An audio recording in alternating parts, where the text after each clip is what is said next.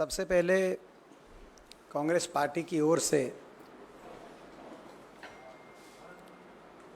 जो आज अत्यंत दर्दनाक दुर्भाग्यपूर्ण रेलवे एक्सीडेंट हुआ है जलपाईगुड़ी पश्चिम बंगाल में 15 जिसमें लोगों की जानें गई हैं और बहुत लोग जिसमें घायल हुए हैं। हम श्रद्धांजलि देते हैं, ईश्वर से प्रार्थना करते हैं कि दिवंगत आत्माओं को अपने परम चरणों में स्थान दे, उन परिवारों को इस दुख की घड़ी का सामना करने की शक्ति दे और सभी जो घायल हुए हैं उनके हम स्वास्थ्य लाभ की ईश्वर से प्रार्थना करते हैं। पिछले 10 वर्षों में रेल दुर्घटनाओं में जो वृद्धि हुई है वो स्पष्ट रूप से केंद्रीय सरकार के कुप्रबंधन का और उपेक्षा का, रेलवे के मामले में उपेक्षा का नतीजा दिखाई दे रहा है, जिसके वजह से आए दिन यात्रियों के जान माल का नुकसान हमारे देश में हो रहा है। आज की दुर्घटना इसी वास्तविकता का एक उदाहरण है। एक जिम्मेदार विपक्ष के रूप में हम इस भयावह नज़रअंदाजी पर सवाल उठाते रहेंगे और संसद में भी सरकार से जवाब मांगेंगे। इसके साथ साथ जो हमारे राष्ट्रीय अध्यक्ष मल्लिकार्जुन खड़गे और राहुल गांधी जी ने जैसा कि अपनी स्टेटमेंट में कांग्रेस के हमारे कार्यकर्ता उनसे ये अपील करी है उनसे कि अधिक से अधिक राहत कार्य में कांग्रेस के कार्यकर्ता अपना योगदान दें, ऐसा कांग्रेस पार्टी संकल्प लेती है। We will start with the main issue of the other issue of our press conference now. आज का जो हमारी प्रेस वार्ता का जो मुद्दा हमने लिया है अग्निवीर योजना को लेकर, आपने देखा होगा कि पिछले 3-4 दिन से तमाम अखबारों में, खबरों में एक बात आ रही है कि फ़ौज का इंटरनल सर्वे सेनाओं में किया गया है, जिसमें अग्निपथ योजना के बारे में बहुत सी खामियां, हमारे देश की सेनाएं बहुत सी खामियों का सामना कर रही हैं और इन खामियों को किस तरीके से ठीक किया जाए उसके बारे में अलग अलग अटकलें इन जो इंटरनल सर्वे जो आर्मी का इंटरनल सर्वे जिसको कोट करके सारे अखबारों ने ये अपनी खबरें प्रकाशित करी हैं, उसमें कुछ बातें निकल के आई हैं कि जिन कदमों पर मंथन किया जा रहा है कि ऐसे कदम उठाए जाएं कि अग्निपथ योजना की जो खामियां हैं उनको, त्रुटियों कैसे दूर किया जाए, जिसमें उदाहरण के तौर पे कहा जा रहा है कि 4 साल से बढ़ाकर अग्निवीर का टेन्योर 7 साल किया जाएगा या 25% रिटेन करने की बजाय 60 से 70% अग्निवीरों को रिटेन किया जाएगा, या जो ट्रेनिंग पीरियड है वो 24 हफ्ते से बढ़ाकर 37 से 42 हफ्ते किया जाएगा। ये 3 बातें निकल के आ रही हैं खामियों के अलावा कि ये ऐसे कदम उठाए जा सकते हैं, इन पे मंथन हो रहा है। तो सबसे पहले तो भारतीय राष्ट्रीय कांग्रेस स्पष्ट करना चाहती है कि ये स्कीम अग्निपथ योजना, अग्निवीर भर्ती की योजना पहले दिन से हम कहते रहे हैं कि पूर्णतः ये योजना ना देश हित में है, ना देश की फौज के हित में है, ना देश के नौजवान के हित में है, ना देश की सुरक्षा के हित में। और हमारी पहले दिन से मांग रही है कि इस योजना को रोका जाए और फौज की पक्की भर्ती दोबारा से शुरू करी जाए।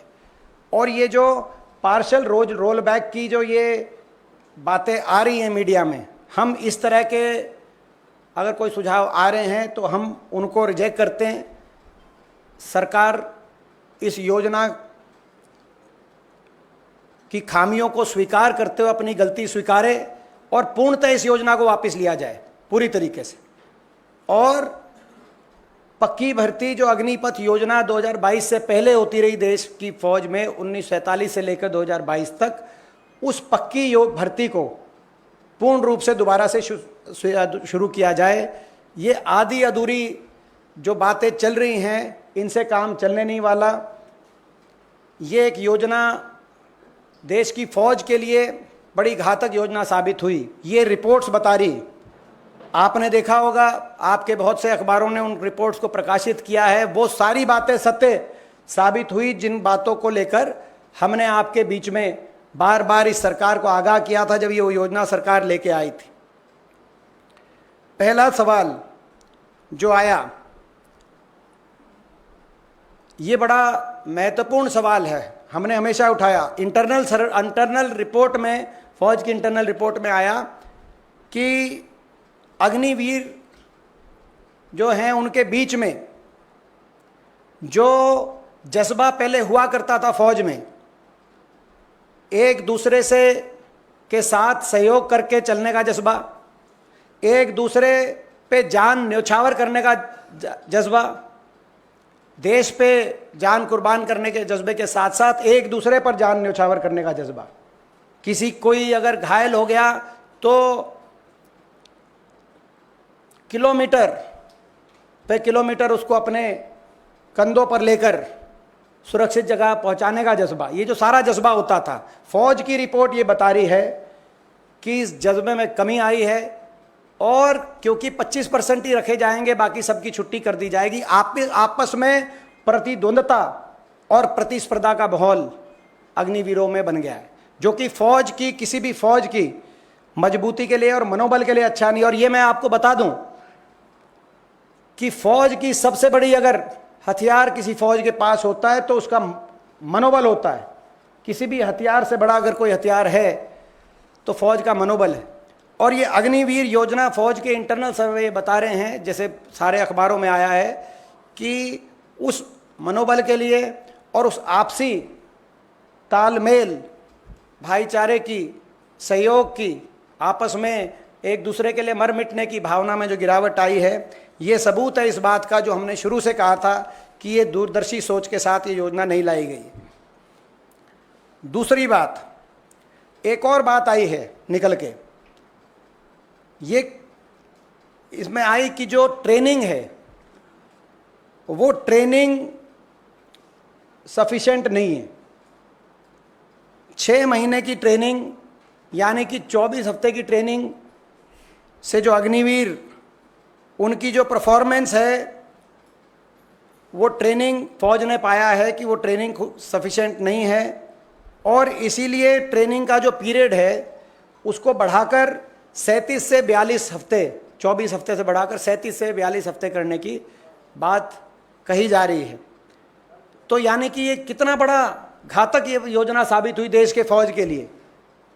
एक तरफ तो पूरी तरीके से ट्रेंड फौजी आपके चीन और पाकिस्तान के बॉर्डर पे खड़े हैं और दूसरी तरफ ऐसे अग्निवीर जिनको पूरी ट्रेनिंग भी नहीं आपने दी, उनको उनके मुकाबले में खड़ा करने का काम आपने किया है। जो आज आपकी देश की फौज का इंटरनल सर्वे ये बता रहा है कि जो ट्रेनिंग की जो बात है, ये ट्रेनिंग की बात कहीं ना कहीं इससे नुकसान हुआ है। देश की फौज भी ट्रेनिंग की क्वालिटी से संतुष्ट नहीं है। ये भी एक गंभीर, बहुत गंभीर प्रश्न है। इसके साथ अगला सवाल जो इस रिपोर्ट्स के माध्यम से आया है कि भारत की लॉन्ग टर्म डिफेंस प्रिपेयर्डनेस को लेकर है।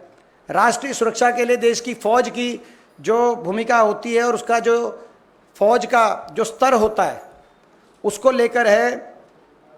जो टेक्नोलॉजी इंटेंसिव सर्विसेज है, ये भी हमने ये पॉइंट आपके बीच में रखा था कि उसमें जो सीनियर टेक्निकल पर्सनल जो फौज को ज़रूरत होती है, अग्निवीर, क्योंकि सभी अग्निवीर के माध्यम से आ रहे हैं, उसमें बड़ी शॉर्टफॉल आ चुकी है फौज में। और ये कहा गया है कि 2035 तक बड़ी भारी शॉर्टफॉल आ जाएगी। जो फौज जिस पे हमें नाज है, यानी कि हर रोज़ ये अग्निवीर योजना उस फौज की साख को गिराने का काम कर रही है। इतनी घातक योजना साबित हुई। ये बताता है कि यानी कि जहाँ पे टेक्निकल ट्रेनिंग की आवश्यकता है पूर्ण अच्छी तरीके से हमारी डिफेंस इक्विपमेंट को हैंडल करने के लिए, वहाँ पर हमने शुरू से ये बात कही थी, वो बात अब इस रिपोर्ट में भी आपके सामने आ चुकी। और अब कहा जा रहा है कि इन सभी बातों को देखते हुए 2-3 कदम उठाए जाएंगे। जैसे मैंने कहा 4 से बढ़ाकर 7 साल की एक बात आ रही है चर्चा में। 25% जो रिटेन किए जा रहे अग्निवीर उससे बढ़ाकर 60 और 70% रिटेन किए जाएंगे। ये भी एक चर्चा का विषय आया है अखबारों के माध्यम से। और ये ट्रेनिंग को बढ़ाकर, सबसे पहले मैं अपनी बात जो हमने शुरू में मैंने जिस बिंदु से शुरू करी कि इस तरह की जो भी चर्चाएं हैं उनको हम रिजेक्ट करते हैं। अगर ये सुझाव आ रहे हैं इनको हम रिजेक्ट करते हैं। अग्निवीर योजना को हम रिजेक्ट करते हैं। और ये कोई राजनीतिक विषय नहीं, क्योंकि देश की फौज और देश की सुरक्षा कभी राजनीति का विषय हो ही नहीं सकता। इस देश में कोई भी ऐसा नागरिक नहीं होगा जो ये नहीं चाहेगा कि हमारी देश की फौज मजबूत हो। हमारी देश की फौज दुनिया में सबसे मजबूती से देश की रक्षा करे। देश में कोई भी ऐसा नागरिक नहीं होगा, इसीलिए, और ना ही कोई राजनीतिक दल ऐसा होगा। तो आज इस पूरी तरह स्कीम को स्क्रैप करके पक्की भर्ती को दोबारा से शुरू करें, ये हम मांग इस सरकार से करना चाहते हैं। और आपने देखा भी होगा चुनावों के नतीजे भी ये दर्शाते हैं, जो राज्य जो प्रदेश जहां से ज्यादातर हमारी देश की फौज आती है, चाहे वो उत्तर प्रदेश हो, चाहे वो हरियाणा हो, चाहे पंजाब हो, चाहे महाराष्ट्र हो और चाहे तमिलनाडु, ये ऐसे प्रदेश हैं जहां से हमारी देश, चाहे केरल हो, हमारे देश की फौज का बड़ा हिस्सा इन प्रदेशों से आता है। वहां पर आपने देखा होगा लोगों ने भी, केवल देश की फौज ने इसको रिजेक्ट नहीं किया, देश के जनमानस ने भी इस स्कीम को रिजेक्ट करने का काम किया है। और ये हमारा सवाल भी है कि ये योजना ना तो देश की सुरक्षा के हित में पाई गई, ना देश के नौजवान के हित में पाई गई, और ना देश के हित में पाई गई। तो ये योजना लाई कैसे? और ना ही ये भाजपा के घोषणा पत्र में थी, ये कोई भारतीय जनता पार्टी या किसी पार्टी के घोषणा पत्र में नहीं थी। और इसको योजना को लागू करने की मांग भी देश में कोई नहीं कर रहा था, ना फौज कर रही थी, कहीं देश का कोई नौजवान कर रहा था, ना भारतीय जनता पार्टी के घोषणा पत्र में ये योजना थी, ना देश का कोई वर्ग कह रहा था अग्निपथ योजना लेके आओ। तो ऐसे में सवाल ये उठता है, ये भी आज आपके माध्यम से हम पूछना चाहते हैं सरकार से, कि सरकार ये बताए कि ऐसा घातक सुझाव किसके, ना सिर्फ इस योजना को वापस करे, लेकिन सरकार ये भी बताए किसके सुझाव पर ऐसी घातक योजना जो देश की फौज को के लिए नुकसानदायक साबित हुई सरकार लेके आई। क्योंकि आपने देखा होगा पहले भी सरकार ने ऐसे फैसले किए, बाद में पता चला कि किसी ने उसका सुझाव दिया था। आपने देखा होगा 3 कृषि कानून, बाद में पता चला किसी और जगह से सुझाव आया था। और आपने देखा होगा नोटबंदी सुझाव कहीं और से आया था। तो ये अग्निपथ योजना का सुझाव कहाँ से आया, ये भी सरकार सार्वजनिक करे कि जब घोषणा पत्र में नहीं था आपकी पार्टी के, फौज ने मांग नहीं करी थी, देश में किसी वर्ग ने कहीं से इसकी मांग नहीं उत्पन्न हुई थी, तो ये किसके कहने पे योजना ये लाई गई, ये भी सार्वजनिक किया जाए। हम मांग करते हैं देश की फौज, हमारे देश का गौरव, एक ऐसी फौज जिस पर हम सबको गर्व है और जिसने हमेशा देश के तिरंगे को ऊंचा रखने का काम किया है। देश की फौज वो फौज है, पक्की भर्ती से नियुक्त वो फौज। देश के 75 साल के इतिहास में उस फौज पर और फौज की भूमिका पर और फौज के शौर्य पे कोई प्रश्न चिन्ह नहीं लगाया जा सकता। 75 साल में सरकारें किसी भी पार्टी की रही होंगी, मगर तिरंगा हमेशा ऊंचा रहा है। चाहे 71 में इंदिरा जी के नेतृत्व वाली कांग्रेस पार्टी की सरकार के दौरान पाकिस्तान के 2 टुकड़े करके दुनिया के भूगोल को बदलने की बात रही हो, और चाहे 99 में उस समय चाहे एनडीए की सरकार थी, वाजपेयी जी प्रधानमंत्री थे, उस समय करगिल के चोटियों पर पाकिस्तान का शीश झुकाने की बात रही हो, देश की फौज ने, पक्की भर्ती से नियुक्त फौज ने हमेशा तिरंगे को ऊंचा रखा था।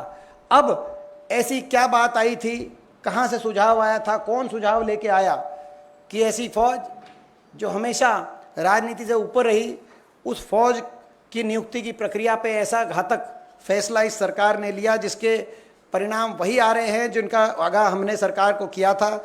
ये हम सवाल पूछना चाहते हैं। इसमें एक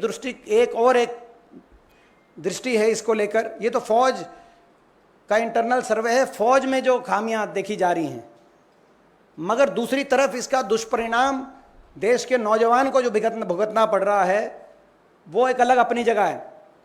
सबसे पहले जो अग्निवीर हैं, और इसीलिए हम कह रहे हैं 60-70% का क्या है, जो 30-40% रह जाएंगे, क्या वो अपनी छाती पे गोली नहीं लेना चाहते देश के लिए, और क्या उनको शहीदी का दर्जा आप नहीं दिलवाएंगे? इसीलिए हमने कहा कि पूरी 100% पक्की भर्ती होनी चाहिए, 60-70% का कोई मायने नहीं। पहली बात। दूसरी बात, जो रुचि कम हुई है देश के नौजवान में भर्ती के प्रति, वो पूर्णतः सरकार की ये विफलता, इस नीति की विफलता है। देश के नौजवान में देशभक्ति की कमी नहीं है, लेकिन आज तमाम उन राज्यों में जहाँ से फौज आया करती, वहाँ के स्टेडियम गांव के खाली हो गए, सड़कें गांव की खाली हो गई। नहीं तो सुबह 4-5 बजे उठकर जो रेस दंड बैठक लगाने के लिए होड़ लगा करती थी हमारे नौजवान में, देशभक्ति की भावना से लेस कि अपने देश के लिए मैं बॉर्डर पे जाके देश के लड़ूंगा। आज उन राज्यों में देश के बॉर्डर के लिए लड़ने की तो होड़ कम हो गई, और डंकी के रास्ते अमेरिका के बॉर्डर कूदकर अमेरिका जाकर हरियाणा जैसे प्रदेशों में ये स्थिति आ गई है। आप अंदाज़ा लगाएं, हरियाणा में, मैं एक ही प्रदेश का उदाहरण दूंगा, हर साल 5,500 की पक्की भर्ती होती थी हमारे प्रदेश में, अब केवल 900 अग्निवीर लिए जा रहे हैं, जिसमें से 200 पक्के किए जाएंगे, 250, बाकी घर आ जाएंगे। हाँ, 5,500 की पक्की भर्ती, और कहाँ 250 पक्के किए जा रहे हैं। जहाँ देश के लिए अपनी जान कुर्बान करने का जहाँ जज्बा था जिस नौजवान में, आज वो अपनी जान की कुर्बानी की बाजी लगाकर डंकी के रास्ते, पनामा के जंगल से होते हुए अमेरिका का बॉर्डर क्रॉस करने की वहाँ का नौजवान सोच रहा है। ये स्थिति ला दी इस सरकार ने। आपने देखा होगा कि एक रिपोर्ट भी आई हरियाणा के नौजवान को लेकर, जिसमें रिपोर्ट में कहा, इंडिया एम्प्लॉयमेंट रिपोर्ट 2024, जिसमें कहा कि 55% पढ़े लिखे नौजवान हरियाणा प्रदेश के, हरियाणा से बाहर रोज़गार का सपना लिए हुए बाहर जाने के प्रयास में है या जा चुके। तो ये स्थिति बन गई। इसके लिए जिम्मेदार तो इसका एक पहलू फौज की में जो खामियां हैं, जो इसका जो रिपोर्ट्स में है, और दूसरा पहलू हमारे नौजवान के अरमानों पे को जो चकनाचूर करने का काम किया गया, देश का नौजवान उसकी देशभक्ति की भावना पे जो चोट पहुंचाने का काम किया गया, दूसरा पहलू वो है। और इसका तीसरा पहलू और अंतिम पहलू, देश की फौज का, देश की फौज के प्रति जो देश की सरकार का रवैया रहा है जब से सरकार आई है, उस पर प्रश्न चिन्ह लग रहे हैं। अग्निवीर योजना बिना किसी चर्चा विचार विमर्श कर इतनी बड़ी देश की फौज, जिसने दुनिया में आपका हमेशा गौरव बढ़ाया, उस फौज की प्रक्रिया बदल दी, कहीं कोई चर्चा नहीं।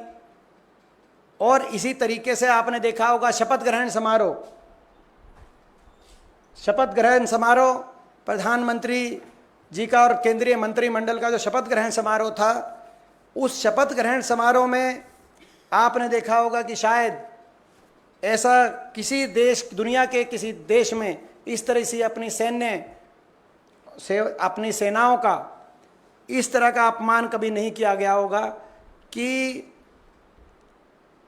5वीं और 6ठी पंक्ति में CDS को और तीनों सेनाओं के अध्यक्षों को वहाँ पे जगह मिली, जबकि अगली पंक्तियों में देश के उद्योगपति, देश के अभिनेता, बिजनेसमैन और धन्नाढ़ श्रेणी के लोग अगली पंक्तियों में बैठे थे।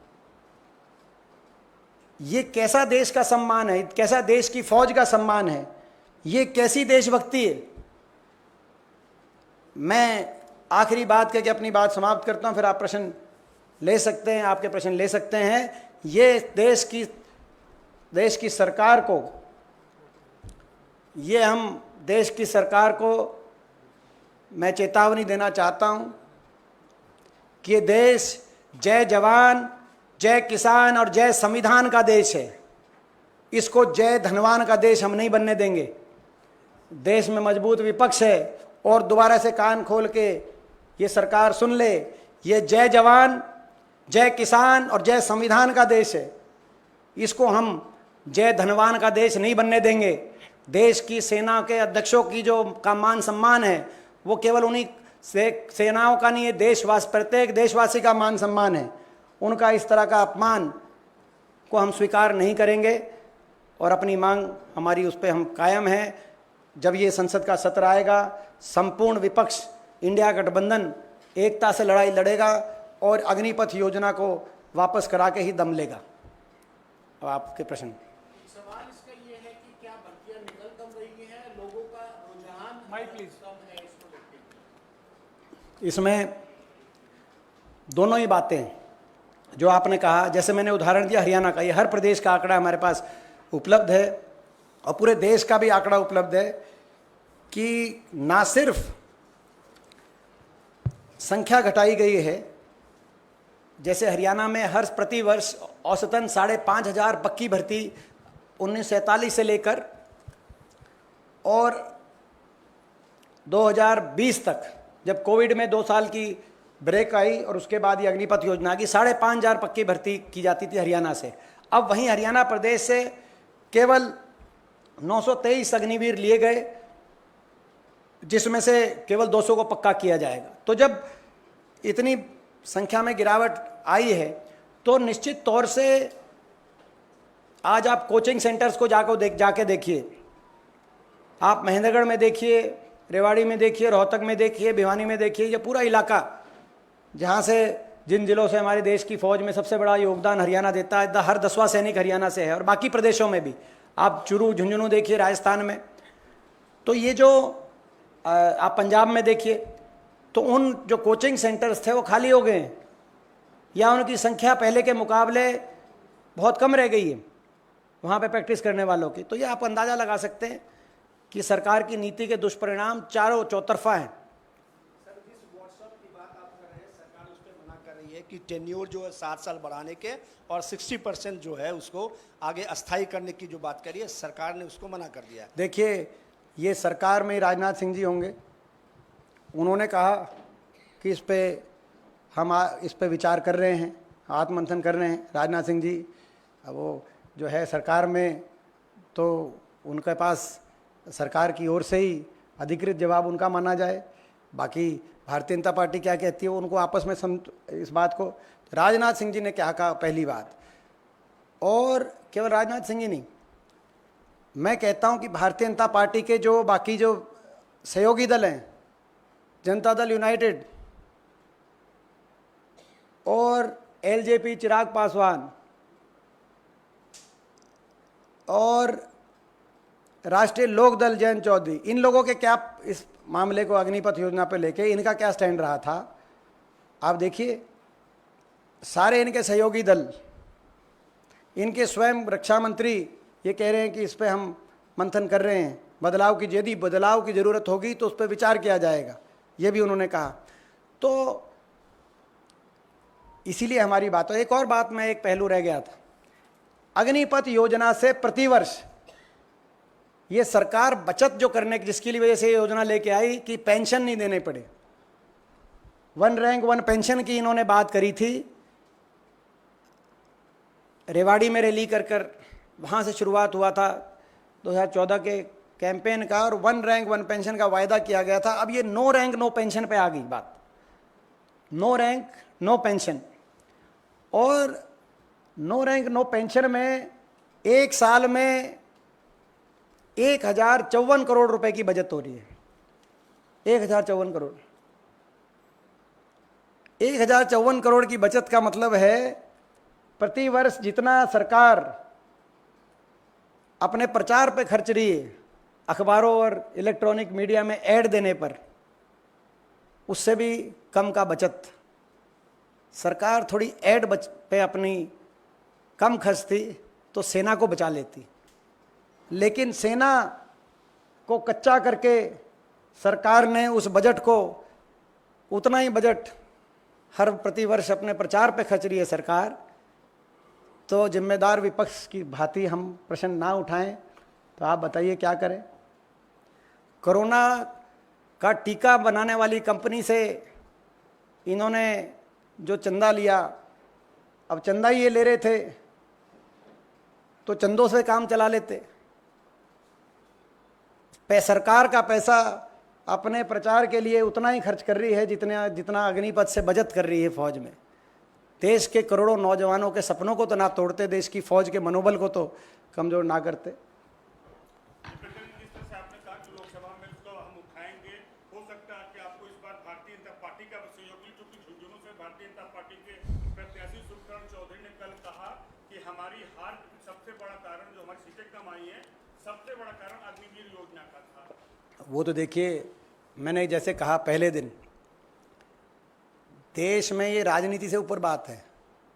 कोई पार्टी, कोई दल, कोई नागरिक ये नहीं चाहता कि देश की फौज कमज़ोर हो। सब चाहते हैं देश की फौज मजबूत हो, देश की फौज का मनोबल अच्छा हो। तो मगर भारतीय जनता पार्टी के अंदर जो आपने कहा कुछ लोग कह रहे हैं, वो जो चुनाव हारे हैं वो कह रहे हैं, वो जो जीते हैं उनको भी एहसास है, वो कह नहीं पा रहे, बेचारे जीत गए इसलिए भाजपा में, आपको पता है। लेकिन अगर कुछ लोग कह रहे हैं तो अच्छी बात है। जन भावना है ये, और ये जन भावना है, कोई हमारी भावना नहीं, कांग्रेस पार्टी की भावना नहीं है, ये देश की जन भावना है।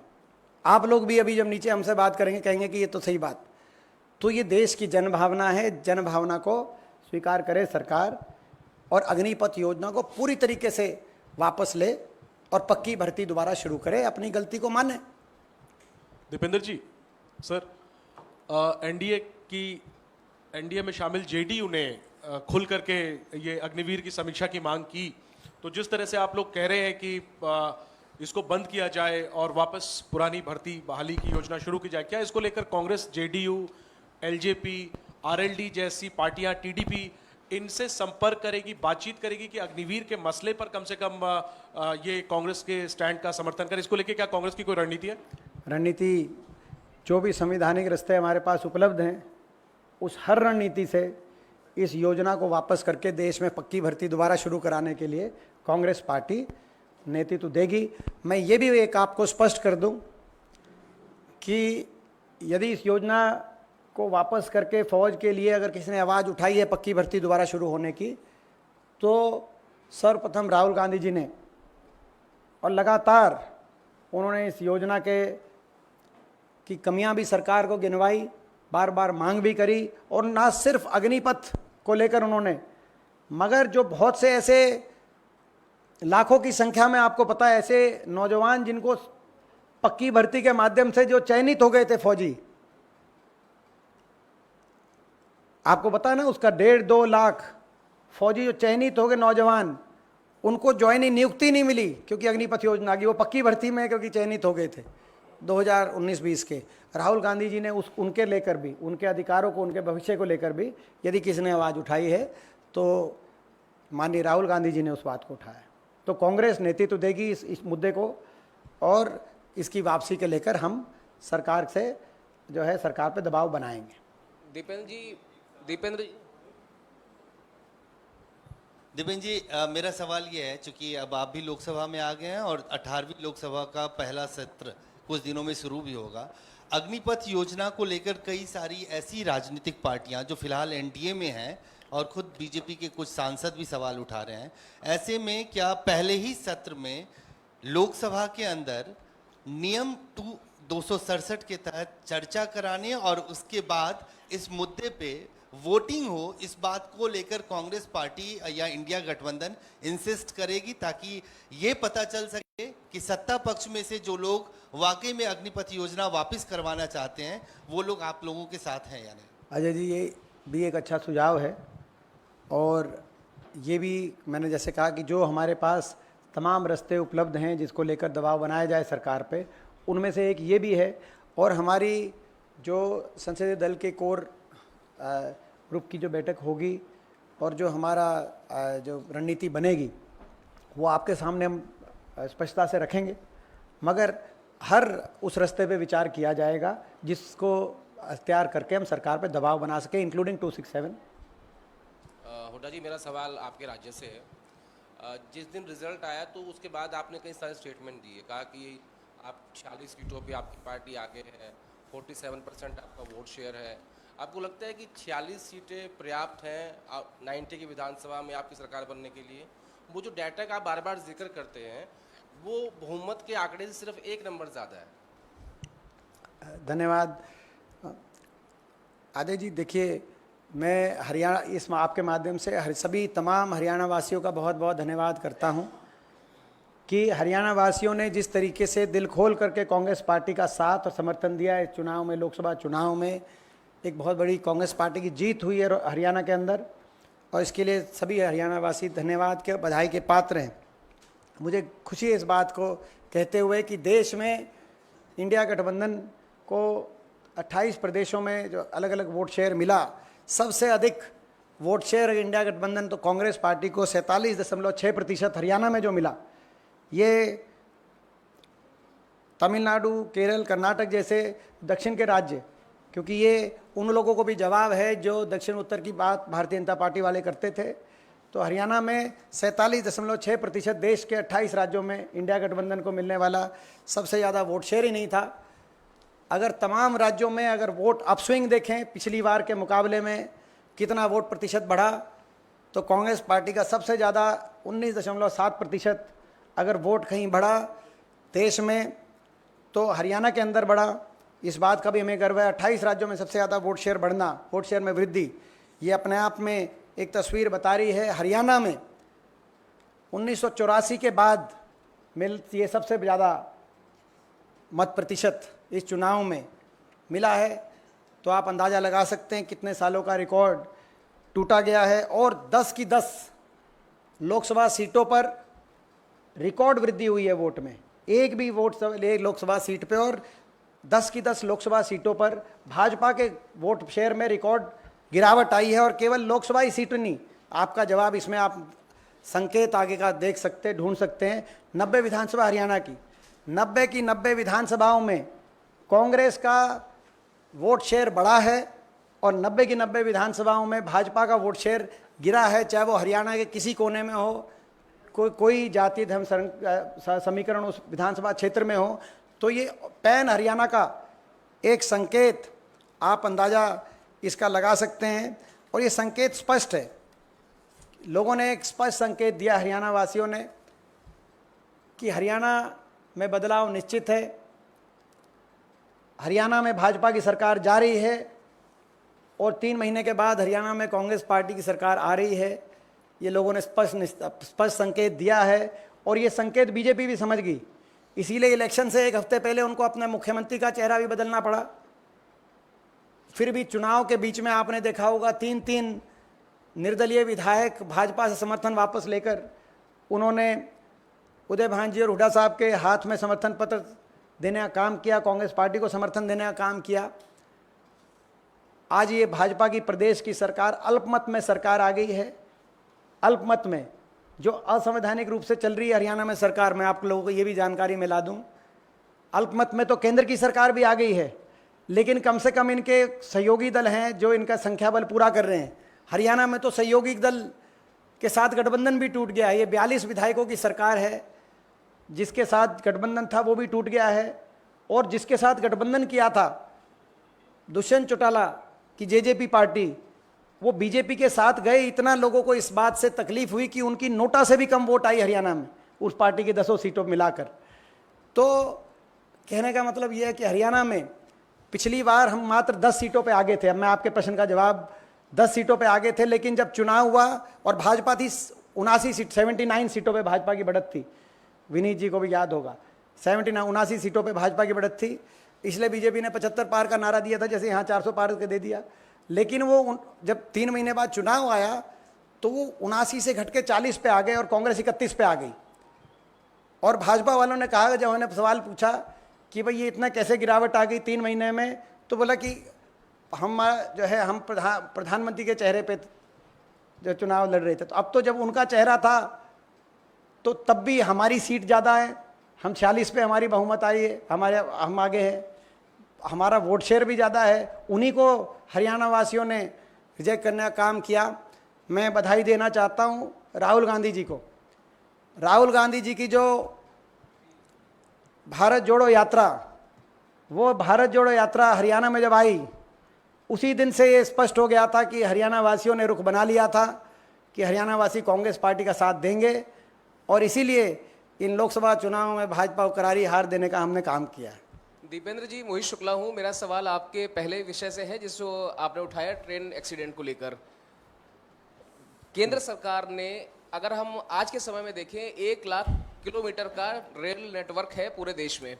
केंद्र सरकार ने 2027-28 के लिए 34,000 किलोमीटर में कवच को लगाने का निर्णय लिया है कि 2027-28 तक 34,000 किलोमीटर में कवच लगाया जाएगा, जबकि 2022-23 के आंकड़े ये कहते हैं कि कुल 2,000 किलोमीटर के लिए ही केंद्र सरकार ने कवच लगाने के लिए अब तक पैसा दिया है।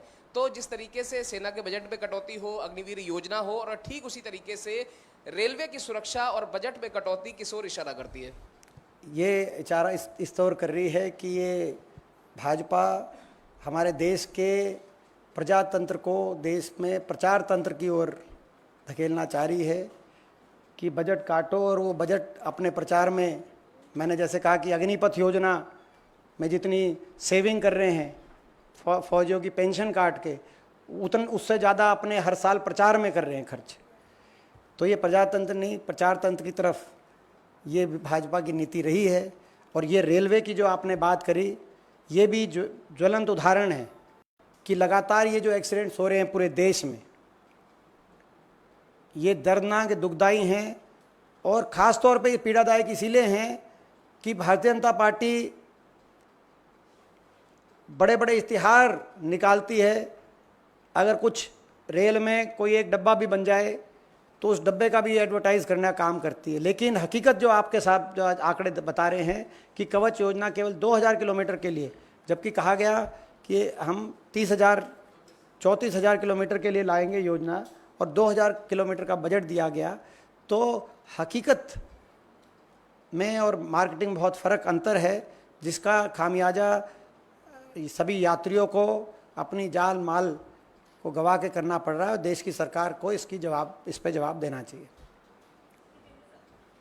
दीपेंद्र सर, मेरे 2 सवाल हैं सर। एक पहला सवाल ईवीएम को लेकर है। जिस तरह से लगातार आप लोग सवाल खड़े कर रहे थे, कल एलॉन मस्क का भी बयान आया, जो न्यूज़ रिपोर्ट आप लोगों की तरफ से कोट की गई थी, अब उनका क्लैरिफिकेशन आ गया है और उन्होंने बोला है कि ये गलत इन्फॉर्मेशन थी, कोई OTP की रिक्वायरमेंट नहीं होती है। EC ऑफिशियल की तरफ से भी ये बता दिया गया है कि ये फेक न्यूज़ थी। तो क्या कांग्रेस पार्टी का अब स्टैंड है, क्योंकि आप लोगों ने यही न्यूज़ रिपोर्ट जो थी वो कोट की थी?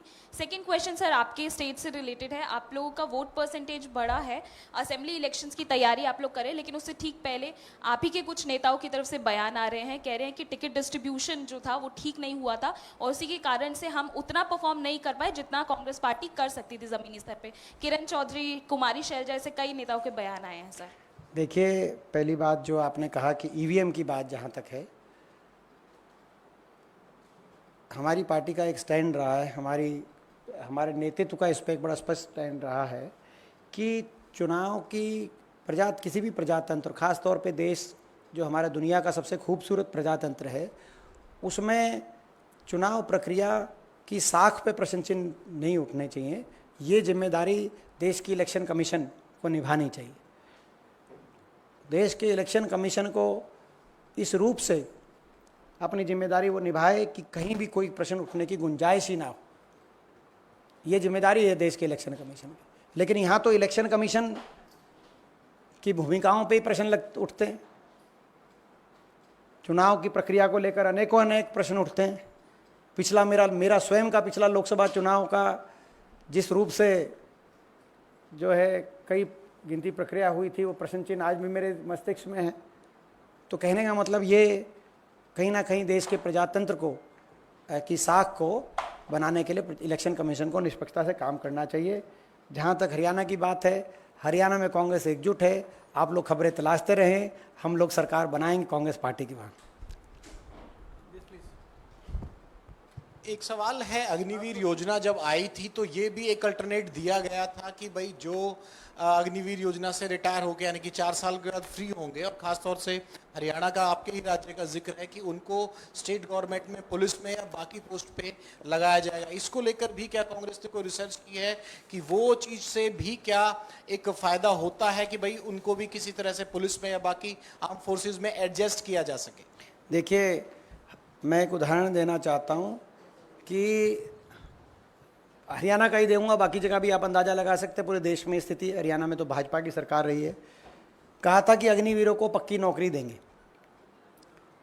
लेकिन हरियाणा में 30,000 से ज़्यादा जो एक्स सर्विसमैन, पूर्व सैनिक, एक्स सर्विसमैन, उनमें से इन 10 वर्षों में 543 को सरकार ने, हरियाणा सरकार ने नौकरी दी है, वेटिंग लिस्ट में।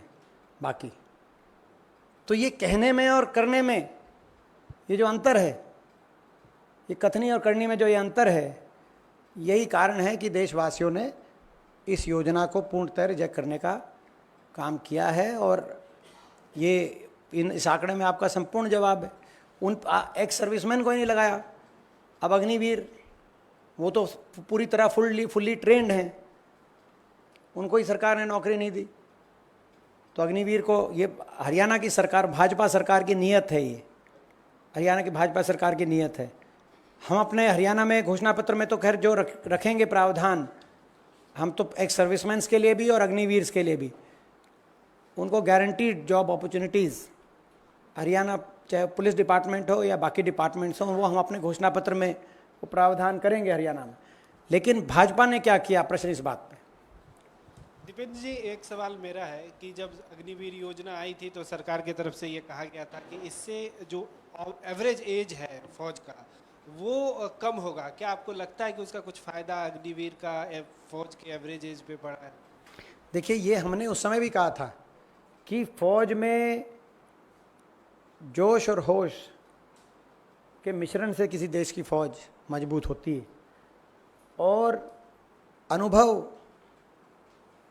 ट्रेनिंग और जो बाकी फैक्टर्स जो अभी मैंने कहा कि भाई अपने भविष्य को लेकर निश्चितता, उससे मनोबल पे सीधा प्रभाव पड़ता है। जो सबसे बड़ी बात जो मैंने पहली फाइंडिंग बताई, जो पहली फाइंडिंग लिखी गई इस इंटरनल रिपोर्ट की, जो फाइंडिंग आई कि आपस में प्रतिद्वंदता और प्रतिस्पर्धा ज़्यादा है। पहले आपस में सहयोग, आपस में एक दूसरे पे जान न्यौछावर करने की भावना, एक दूसरे के लिए मरने मिटने की भावना, देश के लिए मरने मिटने की भावना ज़्यादा थी। तो आज ये देश की जो फौज है, उस फौज में जो कमराडरी जिसको कहते हैं, कोहेसिवनेस जिसे कहते हैं, उसकी जगह एक्सट्रीम कम्पिटिटिव ला दी इन्होंने। तो नष्ट कर दी उस मनोबल को, उस भावना को, उस फैब्रिक को नष्ट कर दिया। तो यही कारण है कि फौज की जो एवरेज एज हमारी पहले थी, उस एवरेज एज में दोनों ही का मिश्रण था, एक्सपीरियंस्ड का भी था, और हमारे जो रिक्रूट होकर नए फौजी आते थे उनका भी था। और इसीलिए हमारे देश की फौज महान कहलाई गई। Thank you.